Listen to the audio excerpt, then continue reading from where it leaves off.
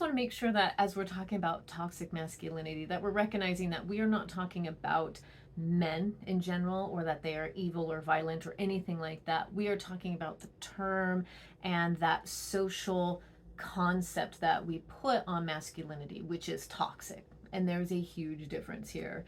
Um, Toxic masculinity is just a very narrow, repressive description of what manhood is, with the, designating manhood as being defined as, violent and having sex and certain status and aggression. And it's important that we recognize that toxic masculinity versus being a man are two totally different things. And that we recognize that human beings are emotional beings, and that we recognize that it is okay to have emotions. When you look at it biologically, when stressors come at us and things are too heavy, we will have a physical reaction, and that could be crying or having an emotional reaction to something. And if you are a young boy and you were growing up in a household where you were told not to cry, well, your body needs to process that stress some way, and it may come out in other ways. So instead of crying, maybe it turns to violence. And, there's this reaction to what is coming at us. And if we are not being given an opportunity to let it out the way our body naturally wants to do it, which again is crying or whatever that, emotion might be. So when it is being suppressed, it's going to come out in weird ways. It's important to recognize too that in relationships with other human beings, doesn't matter how it is, if you are denied or thought that you are denied the ability to be vulnerable, then it will come out again in weird, strange ways. And what Brene Brown was talking about before is that vulnerability is the cornerstone to community and connection. And if we are not vulnerable, we are not creating connections.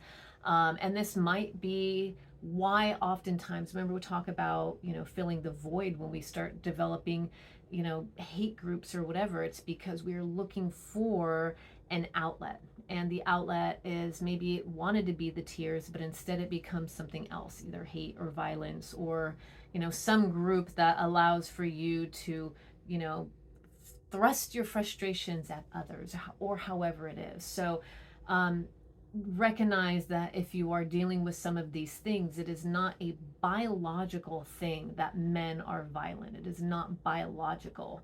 That it is society that creates this inability to feel as a human being, and creates what becomes toxic masculinity. Again, men and women's brains are pretty much you know almost exactly the same. There's very little difference between the two of them.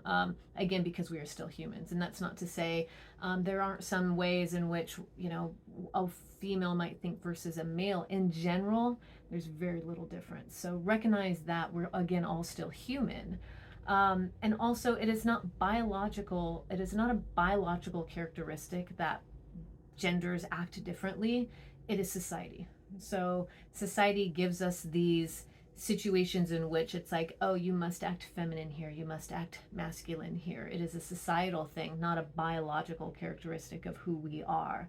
When we talk about labels, we also talk about creating who we want people to see us as. And oftentimes that's what we do. We're playing a part versus being as human as we possibly can. So just maybe recognize that as you're moving forward and understanding, like, oh, I'm acting this way because this is the mask I feel I need to put on to feel a part of. And once you kind of start recognizing, is this a mask? Is this truly who I am?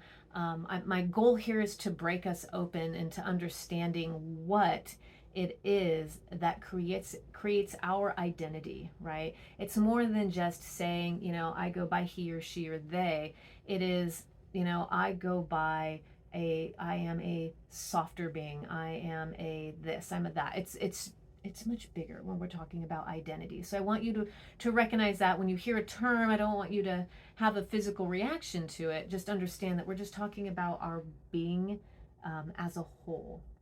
And unfortunately, toxic masculinity plays into that. Doesn't matter if you're a male or a female, toxic masculinity plays into that. But I do think it's important that we recognize, as men growing up, the things that are put on their shoulders as well, as females. So everyone is at some point being given this thing, this weight on their shoulders as, you must be this, these expectations. One thing that I always think of when I think of toxic masculinity, I think of the movie, He's Just Not That Into You. And the moment when the boy's picking on the girl and calling her names and whatever, and the first thing they say is, he just likes you. And I remember that when I was in elementary school. Someone pulled my hair and was teasing me, and my mom's like, he likes you. That messed me up. So anytime some guy was a dick, excuse my language, I was like, he must like me. The reality is, no, that's probably not the case. Or we're perpetuating that violence towards women, right? So, ooh, this is a very hairy place to be. So anyway, I'm going to show you that really quick little clip, and then we're going to get into a couple other little things.